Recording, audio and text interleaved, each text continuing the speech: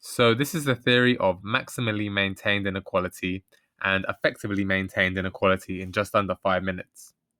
So educational attainment gaps by socio-economic background, that is your family's occupational status, their salaries. These gaps have narrowed in Britain since the 1980s, and this has been driven in part by the expansion of higher education. The expansion of universities and higher education providers has meant an increase in participation. Where once it was only 5% attending in the 1960s, this saw a rise to over 30% in the 1990s. More recently, the figure stands at about 42% of those 25 to 29 achieving a tertiary degree. Despite this overall expansion, though, there is evidence of what is sometimes called horizontal stratification. In other words, this means that students from poorer backgrounds are still less likely to access top universities and study for higher status subjects.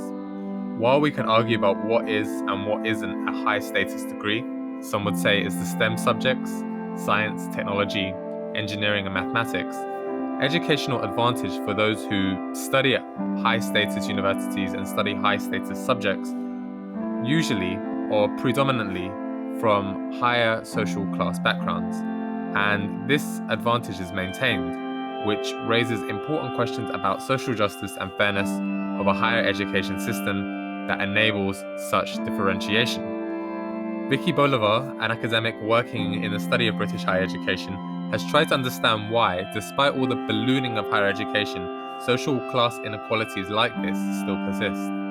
So politicians have told us and tell us again that the expansion of higher education helps mitigate socio-economic inequalities of access to education by increasing the overall equality of educational opportunity.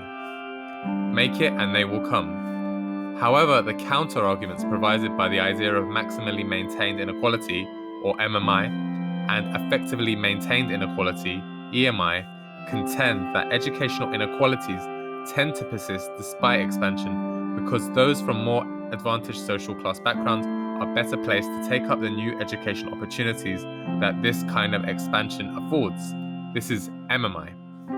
And they also secure for themselves qualitatively better kinds of education at any given level. This is EMI. So they'll go on to the more prestigious Russell Group universities and not the post-1992 universities, for example, as well as newer providers.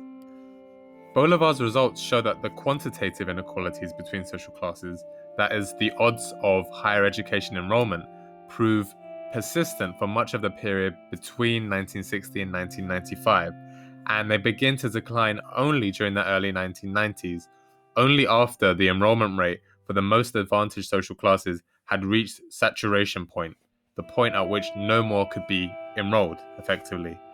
This would suggest that the theory of MMI can be witnessed at work in the world.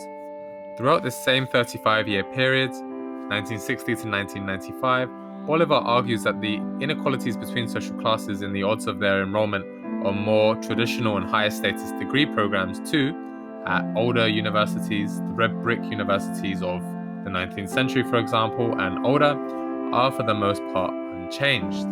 So, in short, social class inequalities in British higher education, despite improvements, have been both maximally and effectively maintained, you could say.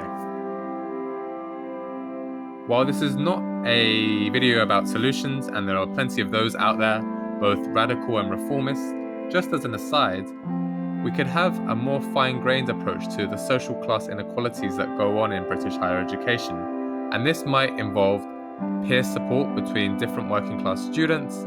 It may also involve having working class academics come forward and have more support with first in family students and such things like that. And this form of social capital can mitigate the cultural and economic power of more privileged groups in the university.